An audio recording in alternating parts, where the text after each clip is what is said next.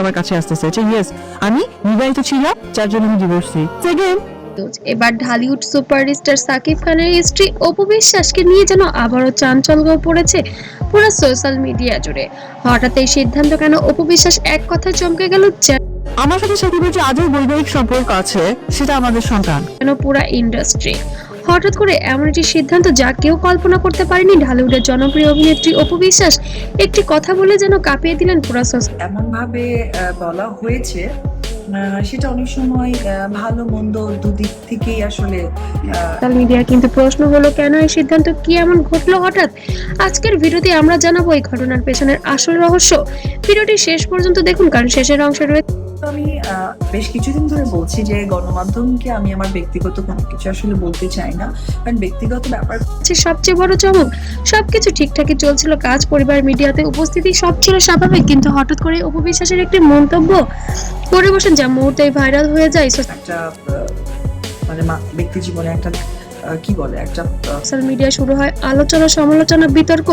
কেউ বলেছে এটা সাহসী সিদ্ধান্ত, আবার কেউ বলেছে এটা খুবই অপ্রত্যাশিত।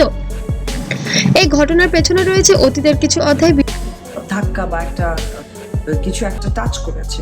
আমি বিশেষ করে সাকিব খানের সাথে সম্পর্ক, তাদের ভালোবাসা, বিয়ে এবং পরবর্তীতে বিচ্ছেদ সবকিছুই ছিল আলোচনার কেন্দ্রবিন্দুতে। যখন তাদের সম্পর্কের বিষয়টি প্রকাশ্যে আসে, তখন গোটা ইন্ডাস্ট্রি অবাক হয়ে যায়। এই অতীত কি আবারও প্রভাব ফেলেছে তার বর্তমান সিদ্ধান্তে?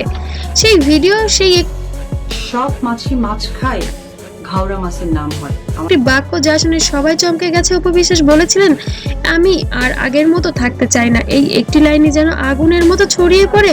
ফ্যানরা চিন্তায়, মিডিয়া ব্যস্ত, সবাই জানতে চেয়েছে এর মানেটা কি। জেনারেশন নাও হতে পারে, হয়। তো সেই জায়গা থেকে আসল বিষয় শুধু একটি বক্তব্য নয়, এর পেছনে থাকতে পারে অনেক কারণ। কারণ তিনি একটি ব্যক্তি সম্পন্ন মানুষ, তার একটা কথার পেছনে বিশাল কারণও থাকতে পারে।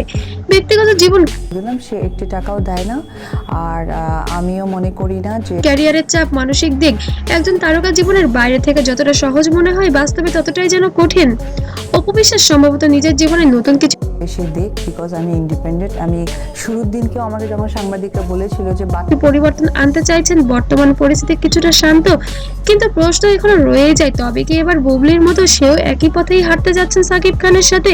তবে কি এবার আমার বউ আমার না, তখন আমি বলেছিলাম যে খুব ভালো কথা, যে অ্যান্সারটা আমি চেয়েছিলাম সেই অ্যান্সারটা সে দিয়েছে। বাচ্চা নেওয়ার চিন্তা করছেন তিনি?